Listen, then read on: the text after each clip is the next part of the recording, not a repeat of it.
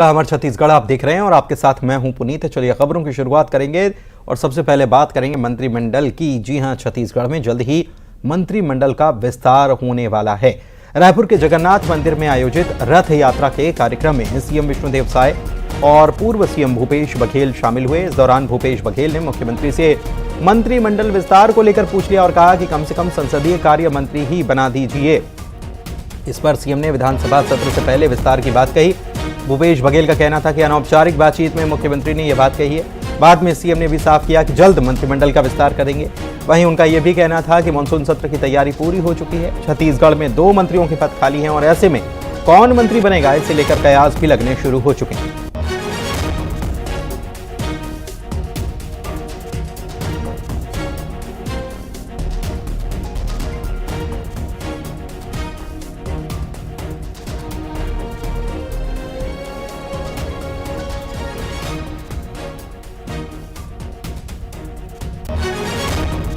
बड़ी खबर आपको बता रहे हैं, विष्णुदेव कैबिनेट का विस्तार जल्दी ही होगा। मुख्यमंत्री ने भी इसके संकेत दे दिए हैं। कहा है कि तैयारियां जो मानसून सत्र है उसकी पूरी कर ही ली गई है और साथ ही में जो मध्य प्रदेश में मंत्रिमंडल विस्तार होने वाला है तो छत्तीसगढ़ में भी अब जल्द ही मंत्रिमंडल का विस्तार कर दिया जाएगा।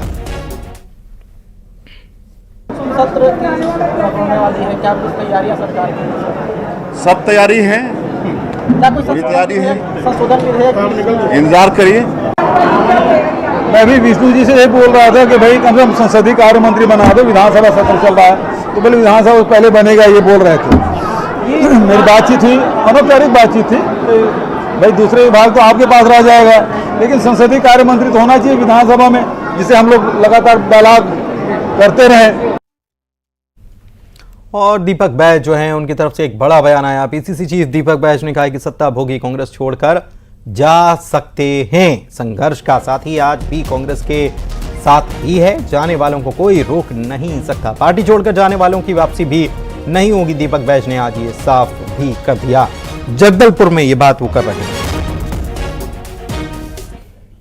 जो सत्ता के भोगी हैं वो जा सकते हैं, लेकिन जो संघर्ष का साथी है वो कांग्रेस पार्टी से आज भी खड़े हैं। इसलिए ऐसे लोगों के लिए कांग्रेस में कोई भी स्थान नहीं है।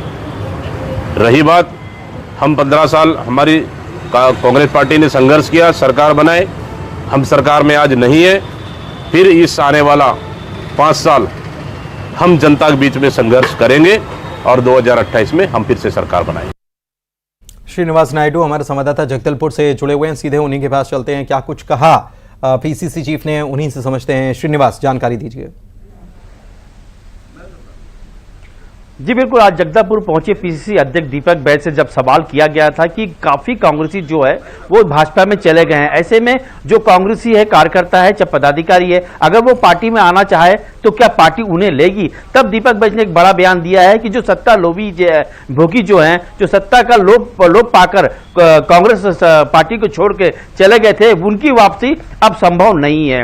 और जो कांग्रेस के जो लोग हैं, जो कांग्रेस के कार्यकर्ता हैं, जो संघर्ष कर रहे हैं, वो कांग्रेस के साथ खड़े हैं। ऐसे में जो कांग्रेस छोड़ के गए, चाहे कार्यकर्ता हो, चाहे पदाधिकारी हो, यहां पर जो जगदलपुर की महापौर है, उन्हें भी कांग्रेस संगठन छोड़ के वो भाजपा में चली गई थी, जिसके बाद काफी कयास लगा रहे जा रहे थे कि प्रदेश के अलग अलग जिलों में जो कांग्रेस के जो कार्यकर्ता थे और जो अन्य लोग थे वो भाजपा में ज्वाइन कर लिए। अब ऐसे में उनकी वापसी हो पाएगी क्या?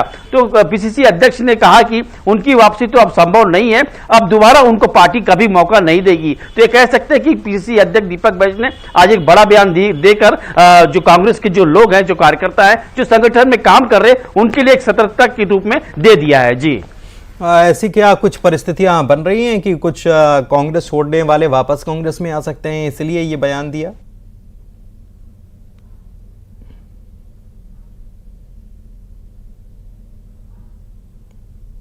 कार्यकर्ता है, जो पदाधिकारी है, वो चाह रहे हैं कि फिर से कांग्रेस संगठन में वापस आ जाए। तो ऐसी सुगबुगाहट हुई है और कांग्रेस की जो संगठन तक बात पहुंची है, लेकिन दीपक बैज ने साफ कह दिया है तो कांग्रेस पार्टी को छोड़ के गए, उनकी वापसी अब संभव नहीं है, अब उन्हें पार्टी दोबारा कभी नहीं मिलेगी।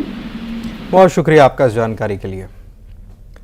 रायपुर में युवक युवती के शव मिलने से सनसनी फैल गई। होटल में एक तरफ जहां युवती का शव मिला, तो रेलवे ट्रैक पर युवक का शव बरामद किया गया है। दोनों अंबिकापुर के ही रहने वाले थे। परिजनों ने थाने में इनकी गुमशुदगी की रिपोर्ट दर्ज कराई थी। परिजनों ने होटल में इस घटना के सामने आने के बाद तोड़ फोड़ भी की है। तो लड़की का शव जो है वो होटल के कमरे में मिला, लड़के का शव रेलवे ट्रैक पर मिला। आकाश शुक्ला हमारे संवाददाता हमारे साथ लाइव जुड़े हुए हैं, सीधे उन्हीं से जानते हैं इस पूरे मामले को। क्या कुछ जानकारी आकाश इस पूरे मामले को लेकर? जी बिल्कुल, सुबह युवती की लाश जो बेबीलोन इंटरनेशनल है वो होटल में मिला है। जेल रोड के पास स्थित ये होटल है। 416 नंबर कमरे में संदिग्ध अवस्था में ये लाश मिली है। जब पुलिस को जानकारी मिली तो पतासाजी में पुलिस जुट गई। इसके बाद जानकारी ये भी सामने आया कि परिजनों ने गुमशुदगी की शिकायत जो है थाने में दर्ज कराई थी युवती को लेकर, और जब युवती की जानकारी होटल में रहने की बात पता चली थी तो परिजन पहुंचे थे भी, लेकिन किसी भी तरीके से इससे संपर्क नहीं हो पाया था। दूसरी तरफ युवती के साथ जो एक युवक था उसकी भी लाश मिली है। ऐसे में ये मर्डर का मामला भी हो सकता है और पुलिस जांच में जुटी हुई। इधर दोनों के शव को पोस्टमार्टम के लिए भेज दिया गया है। पोस्टमार्टम रिपोर्ट से भी काफी खुलासा होगा। होटल प्रबंधन से भी पूछताछ की जा रही है, घर वालों से भी पूछताछ हो रही है। वहीं कॉल डिटेल भी अभी खंगाले जा रहे हैं। पुलिस हालांकि छानबीन अभी कर रही है, कैसे ये घटना हुई, क्यों हुई, इस पर अभी कुछ पुलिस कह नहीं पा रही है, लेकिन ये जरूर कह रही है कि जल्दी मामले का खुलासा होगा। जी बहुत शुक्रिया आपका इस जानकारी के लिए आकाश। गरियाबंद में रोड रेज के मामले में 2 लोगों को दोषी मानते हुए आजीवन कारावास की सजा सुनाई गई। 2020 में मालगांव में भीड़ पर हाई स्पीड कार चढ़ा दी गई थी, जिसमें एक 4 साल के बच्चे की मौत हो गई थी, जबकि 12 लोग जख्मी हुए थे। रोमित राठौर और सौरभ कोटारे को आजीवन कारावास की सजा सुनाई गई है। 3 साल तक इस पूरे मामले की सुनवाई चली। 29 गवाहों ने गवाही दी कोर्ट में और इसके बाद मामले में कोर्ट ने फैसला सुनाया। मामला वर्ष 2020 की है। आरोपी रोमित राठौर को और वो सौरभ कोटारे को दोषी सिद्ध पाते हुए धारा 302, 307 भारतीय दंड संहिता के तहत दोषी सिद्ध पाते हुए धारा 302 में आजीवन कारावास एवं 5,000 रुपए के अर्थदंड, 12 लोग आहत हुए हैं, उसमें से 6,000 का अर्थदंड से दंडित किया गया। बलरामपुर में धान खरीदी में लाखों रुपए का गबन सामने आया। धान खरीदी में 77 लाख रुपए का गबन सामने आया, जिसमें 11 लोगों के खिलाफ FIR दर्ज की गई है। मामले में 4 आरोपियों को गिरफ्तार किया गया है। भंवरमाल थाना धान खरीदी केंद्र जो है यहां का ये मामला है। 2023-24 में धान खरीदी में गड़बड़ी पाई गई थी।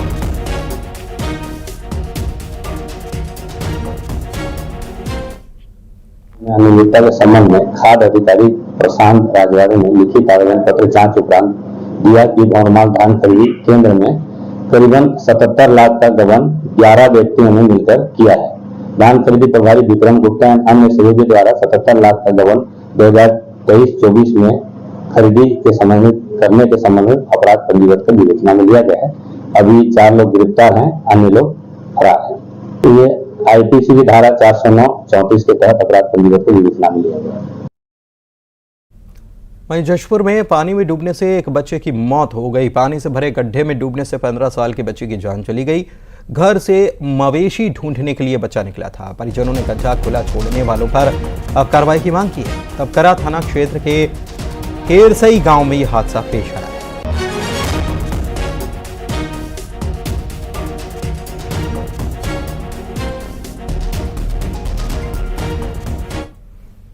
और वहीं धमतरी में न्यायिक कर्मचारियों ने प्रदर्शन किया है। वेतन विसंगति को लेकर यह प्रदर्शन किया गया। हनुमान मंदिर में हनुमान चालीसा का पाठ पढ़कर यह प्रदर्शन हुआ है। वेतन विसंगति दूर करने की मांग इस सिलसिले में की गई है और ये न्यायिक कर्मचारी हैं जिन्होंने ये प्रदर्शन किया।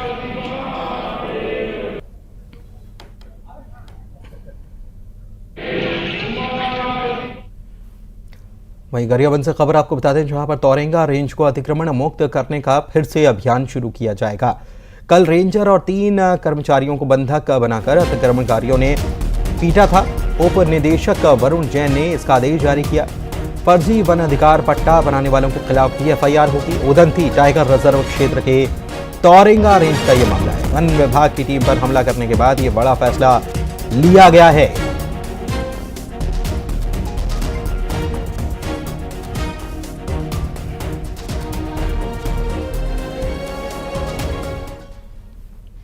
उधर जशपुर में मवेशी तस्करों पर एक्शन हुआ है। 15 मवेशियों को छुड़वा दिया गया है। मवेशियों को झारखंड दरअसल भेजा जा रहा था और पुलिस को देखकर तस्कर भाग खड़े हुए। आरोपियों की तलाश में पुलिस जुटी हुई है। मनोरा पुलिस ने यह कार्रवाई अंजाम दी है।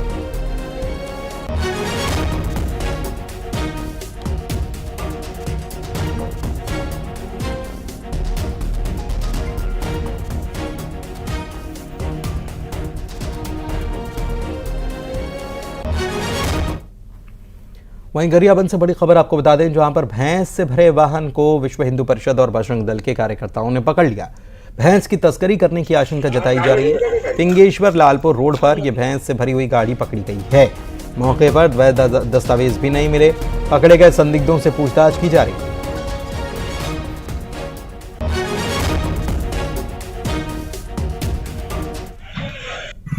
देखिए, पिंगेश्वर में एक वाहन को कुछ युवकों ने यहाँ पर पकड़ा है, जिसमें ठूस कर यहाँ पर भैंसों को भरा गया है और यहाँ पर ये शंका जाहिर कर रहे हैं कि अवैध तरीके से इसकी तस्करी की जा रही थी। तभी यहाँ पर कुछ युवक पहुंचे और यहाँ पर पकड़े हैं। आपको क्या शक हुआ और कहाँ ले जा रहे थे?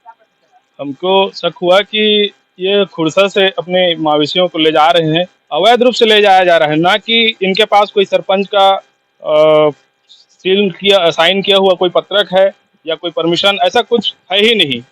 और जब मामला हम लोग के संज्ञान में आया तब इन लोगों ने अभी सरपंच के पास जाकर किसान को ले जाकर परमिशन बनवाने प्रयास कर रहे हैं। और यहाँ पर कोई वैध दस्तावेज नहीं मिला, हालांकि वो दस्तावेज कोई लेकर आ रहा है। पुलिस मौके पर पहुंचकर जांच पड़ताल यहाँ पर कर रही है।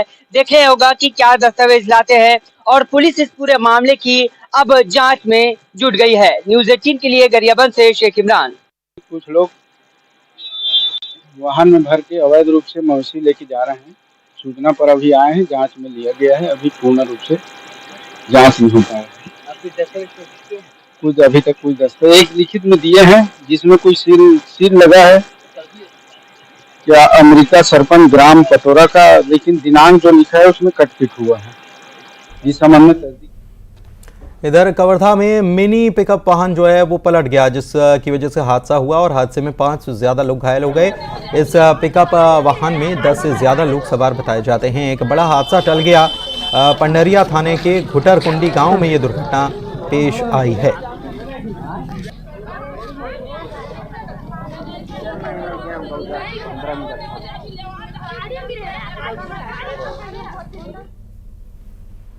सीएम विष्णुदेव साय ने बड़ी घोषणा करते हुए ये ऐलान किया है कि स्थानीय भाषाओं में ही अब प्रारंभिक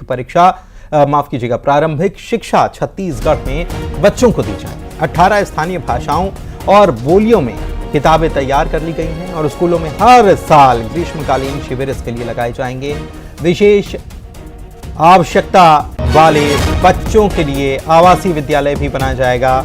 बच्चों को स्कूली शिक्षा के साथ साथ व्यावसायिक शिक्षा भी उपलब्ध कराई जाएगी। बगिया और बंदरचुआ के स्कूल को मॉडल स्कूल भी बनाया जाएगा।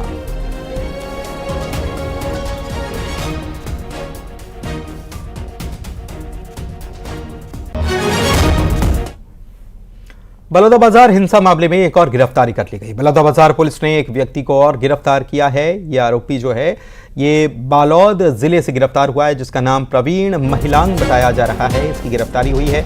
बलौदाबाजार हिंसा के मामले में इसको गिरफ्तार किया गया है। अब तक कुल 155 आरोपियों को इस मामले में गिरफ्तार पुलिस के द्वारा किया जा चुका है।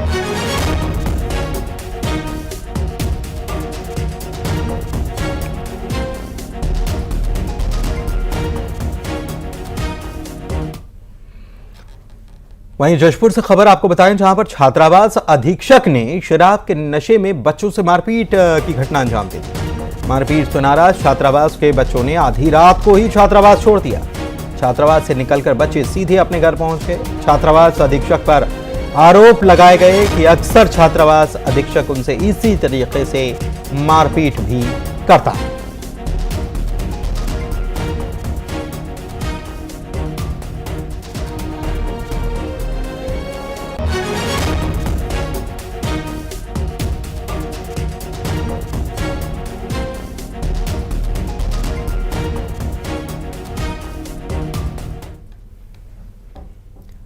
और अब हर तरफ एक ही उद्घोष हो रहा है, जय जगन्नाथ। उसी की बात।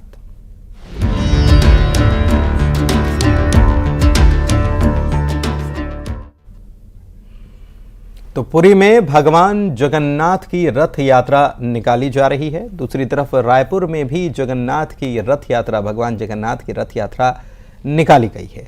तस्वीरें हम आपको दिखाते हैं। सीएम विष्णुदेव साय ने पूजा अर्चना की। राज्यपाल विश्वभूषण हरिचंदन भी मौजूद रहे। वो जो खबरें हैं, जो तस्वीरें हैं रायपुर की हैं, वो आपको हम दिखाएंगे। लेकिन उसके पहले पुरी की ये रथ यात्रा आप देख सकते हैं। रथ पर सवार होकर जगन्नाथ निकले हैं और भव्य कार्यक्रम हर बार की तरह इस बार भी यहाँ पर देखने को मिल रहा है। इस बार की रथ यात्रा बेहद ख़ास कई मायनों में है, क्योंकि इस बार जो मंदिर के दूसरे दरवाजे जो हैं जगन्नाथ धाम के, वो भी सरकार के द्वारा खोल दिए गए हैं। तो ये और रथ यात्रा ख़ास, और वैसे भी विश्व प्रख्यात ये रथ यात्रा है, जिसमें शामिल होने के लिए और अपने आप को धन्य महसूस करते हुए लोग जो हैं वो इस रथ यात्रा में शामिल होते हैं, रथ को खींचते हैं। और ये रथ यात्रा में आप देख सकते हैं तस्वीरें, ओडिशा के नए सीएम भी नज़र आ रहे हैं और साथ में राष्ट्रपति जो हैं वे भी नज़र आ रही हैं। लाइव तस्वीर, जन सैलाब उमड़ा हुआ है भगवान जगन्नाथ की रथ यात्रा में, और दूर दूर से, बल्कि विदेशों से भी, क्योंकि विश्व प्रख्यात भगवान जगन्नाथ की यह रथ यात्रा है। और कुछ इस तरीके से ये रथ यात्रा निकल रही है। हर तरफ जय जगन्नाथ का उद्घोष सुनाई दे रहा है और तस्वीरें आपको लाइव दिखा रहे हैं। आज रथ यात्रा जो निकल रही है, तीनों रथ जिस पर जगन्नाथ अपने भाई बलभद्र के साथ, अपनी बहन के साथ जो हैं वो रथ पर सवार होकर निकले हैं, और उनके दर्शन करने के लिए बड़ी संख्या में लोग पहुंचे हुए हैं। अलग अलग वेश धरकर भी पहुंचे हुए हैं। कोई हनुमान बनकर आया है, कोई कुछ और बनकर आया है। इसके पहले जो प्राचीन परंपरा है, सोने की झाड़ू से रास्ते को साफ करने की, वो परंपरा जो है वो भी निभाई जाती है। और उस परंपरा के तहत ये परंपरा जो निभाई गई स्वर्ण झाड़ू से, वो भी आप तस्वीरों में देख पा रहे होंगे। तो अद्भुत विहंगम दृश्य यहाँ पर यह है, भगवान जगन्नाथ की यह रथ यात्रा, जिसमें दूर दूर से लोग जो हैं वो शामिल, और राज परिवार के सदस्य ही जो है वो झाड़ू, जो स्वर्ण झाड़ू जो होती है, उसे झाड़ू निकालने का काम वो करते हैं, इस परंपरा को निभाते हैं। और ये परंपरा यहाँ पर होती हुई नजर भी आ रही है तस्वीरों में।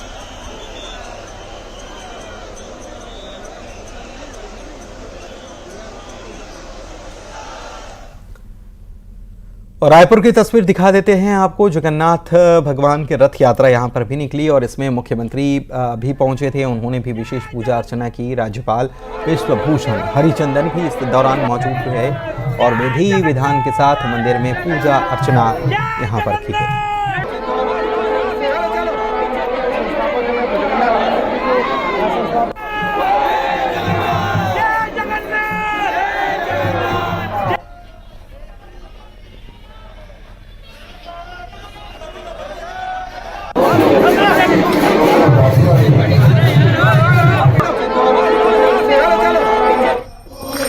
पूजा अर्चना यहाँ पर किए हैं और छत्तीसगढ़ की खुशहाली की कामना किए हैं। महाप्रभु जगन्नाथ जी से ये प्रार्थना किए हैं कि छत्तीसगढ़ में अच्छी बारिश हो, अच्छा अनाज का पैदावार हो, हमारे किसान सुखी हो, सबका जीवन मंगलमय हो, आनंदमय हो।